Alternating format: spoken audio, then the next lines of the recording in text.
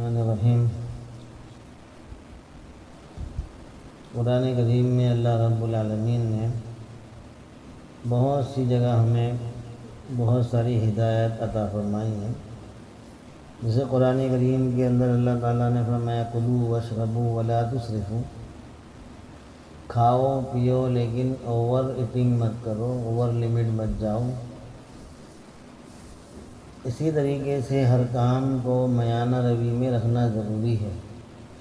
اللہ تعالیٰ نے اس امت کو میانہ روی بنایا ہے۔ وَكَذَلِكَ جَعَلْنَاكُمْ أُمَّةً وَسَطًا لِتَكُونُوا شُهَدَاءَ۔ اللہ فرماتے ہیں کہ ہم نے اس امت کو درمیانی بنایا ہے۔ اب کچھ باتیں ہم غور سے سن لیں گے، بیان کرنا مقصد نہیں ہوتا ہے، اصل ہم اپنی دنیا اور آخرت کی زندگی کو کس طریقے سے سنوار سکتے ہیں اس کی ہم کوشش کریں۔ اللہ تعالیٰ نے ہمیں دعا سکھائی ہے، ربنا آتنا فی الدنیا حسنہ وفی الآخرۃ حسنہ۔ اے ہمارے رب، ہمیں دنیا میں بھی بھلائی عطا فرما اور ہمیں آخرت میں بھی بھلائی عطا فرما، اور ہم سب کو جہنم کے عذاب سے بچا لے۔ تو دنیا کے اندر بھی ہمیں اچھے طریقے سے رہنے کو سکھایا گیا ہے۔ اب جو ہے حالات ہمارے سامنے ہے، بدلیں گے، لاک ڈاؤن تھوڑا سا کھلے گا، ہم اپنے ابھی تھوڑے دن اور احتیاطی پہلو اختیار کریں گے۔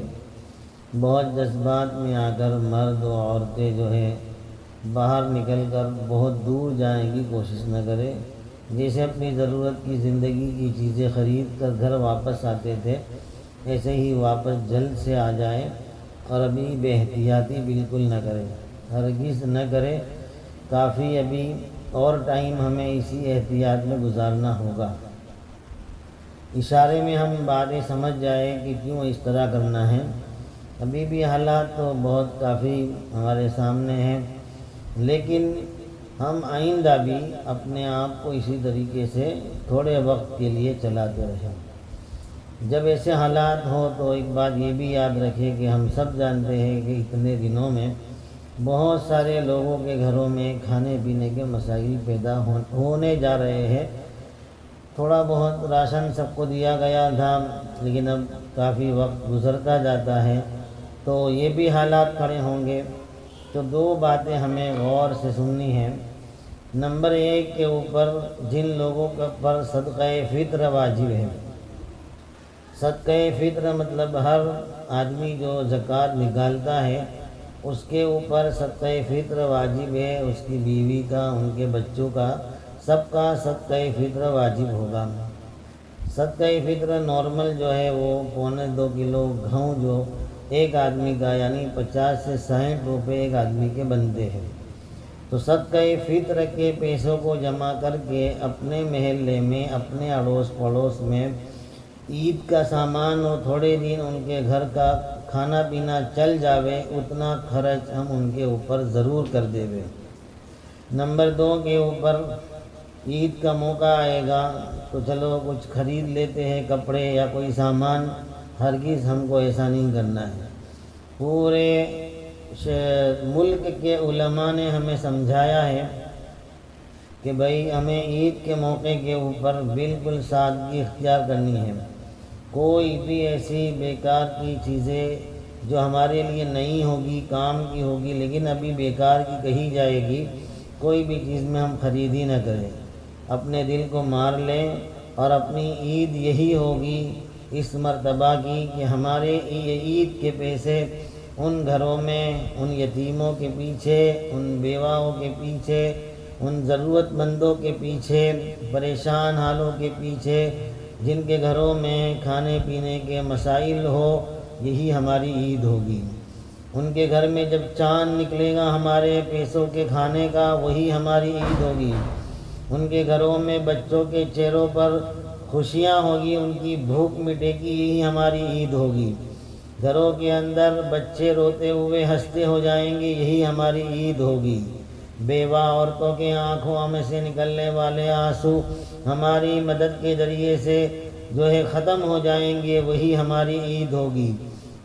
معصوم یتیم بچوں کے لیے گھر میں کھانے پینے کے سارے اسباب پیدا ہوں گے، وہ اللہ سے آسمان پہ نگاہ اٹھا کر ہمارے لیے دعا کرے گا، یہی ہماری عید ہوگی۔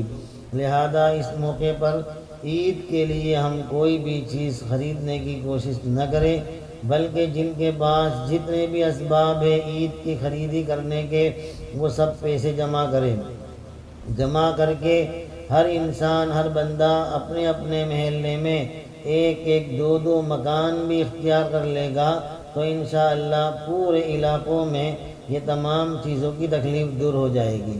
ہم کمیٹیوں کی راہ نہ دیکھیں، تنظیموں کی راہ نہ دیکھیں، ان لوگوں نے بھی جو کام کیا وہ کیا، لیکن ابھی ہمارے اوپر صدقہ فطر اور عید کے جو پیسے اگر ہمارے پاس ہے تو یہ دونوں کو ملا کر ایک ایک گھر کے اندر دو دو پانچ پانچ کٹ بھی بن جاتی ہے، تو 100 گھر اگر محلے میں ایسے کیپیبل ہے تو وہ 100 گھر والے، ایک گھر والا 3 کٹ بنائے گا، 4 کٹ بنائے گا، تو ایک محلے کے اندر آرام سے 400 مکانوں کے اندر کھانے پینے کا سامان پہنچ جائے گا۔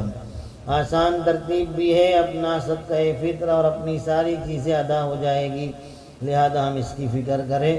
آج کے دن میں یہی ہمارے لیے سبق رہے گا کہ ہماری عید جو ہے وہ اپنے بھائیوں بہنوں کی مدد کر کے ہوگی، نہ کہ نئے کپڑے، نئے چپل، نئے جوتے پہن کر گھر کے اندر نئے پردے، نئی چادریں، نئے سامان لا کر ہماری عید اس طریقے سے نہیں ہوگی۔ انشاءاللہ امید ہے کہ ہم تمام خیالات کو چھوڑ کر، تمام سوالات کو چھوڑ کر انشاءاللہ اپنی قوم کی بھلائی کے لیے، حضور علیہ السلام کی امت کی بھلائی کے لیے عمل کریں گے، اور کوئی بھی ایسا ہم نہیں سوچیں گے کہ یہ کیا بات ہے اور یہ کیا چیزیں ہیں، بس ہم تمام کے تمام یہی کریں گے انشاءاللہ۔ اگر ہمارے علاقوں میں کوئی غیر مسلم بھی ہے تو ہم اس کا بھی پورا ساتھ دیں گے۔ نمبر 2 کے اوپر بہت ساری میتیں ہو رہی ہے رمضان کے اندر، تو پھر سے میں تسلی کے وہ جملے کہتا چلوں گا کہ بہت سارے مسلمان جو ہے وہ اس بیماری میں بھی فوت ہوئے ہیں، اور رمضان کے مبارک مہینے میں بھی۔ تو مبارک مہینہ نصیب ہونا یہی اللہ تعالیٰ کی طرف سے اس کے لیے مغفرت کے اسباب ہے، اس کے لیے کامیابی کے اسباب ظاہری اعتبار سے ہے، اور پھر بیماری میں مبتلا ہو کر انتقال کرنا جس کو حضور علیہ السلام نے شہادت فرمایا ہے، تو یہ 2 بڑے مقام ہمارے مرحوم پا رہے ہیں۔ اللہ تعالیٰ تمام مرحومین کی، تمام جتنے بھی اس مہینے میں گزر گئے، وفات پا گئے، اللہ تعالیٰ تمام کی مغفرت فرمائے۔ ابھی ایک بہن کو دفن کیا تھا، اس کے 3 سال اور 7 سال کی بچی 22 سال کی عمر تھی، اللہ کو پیاری ہوئی۔ اللہ تعالیٰ اس بندی کی بھی مغفرت فرمائے۔ ہمارے سلیم بھائی کی والدہ کا بھی انتقال ہوا، اور جتنے بھی قریب میں ہیں اللہ تعالیٰ سب کی مغفرت فرمائے۔ ہمارے محلوں میں جو ہے پہلوان غلام نبی اور سرور بھائی، اسی طریقے سے یعقوب بھائی جو ہے نور بھائی کے بھائی، اور جتنے بھی مرحوم ہو چکے ہیں، ہمارے عمران کے نانی جان وغیرہ جتنے بھی ہیں، اللہ تعالیٰ تمام کی مغفرت فرمائے، جنت الفردوس عطا فرمائے، آمین۔ وآخر دعوانا الحمدللہ رب العالمین۔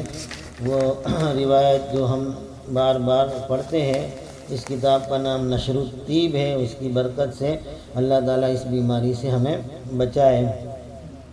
حضرت حلیمہ سعدیہ سے روایت ہے کہ میں طائف بنی سعد کی عورتوں کے ہمراہ دودھ پینے والے بچوں کی تلاش میں مکہ کو چلی۔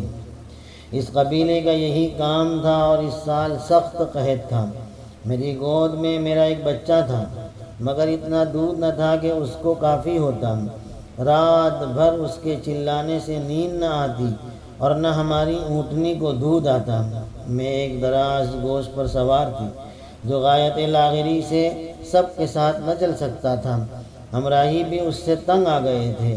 ہم مکہ آئے تو رسول اللہ صلی اللہ علیہ وسلم کو جو عورت دیکھتی اور سنتی کہ آپ یتیم ہیں تو کوئی قبول نہ کرتی، کیونکہ زیادہ انعام و اکرام کی توقع نہ ہوتی۔ ادھر ان کو دودھ کی کمی کے سبب کوئی بچہ نہ ملا۔ میں نے اپنے شوہر سے کہا، یہ تو اچھا معلوم نہیں ہوتا کہ میں کھالی جاؤں، میں تو اس یتیم کو، اس در یتیم کو لاتی ہوں۔ شوہر نے کہا، بہتر ہے، شاید اللہ تعالیٰ برکت دے دے۔ آئندہ سنیں گے۔ اللہ تعالی ہم تمام کو حضور علیہ السلام کی برکت نصیب فرمائے۔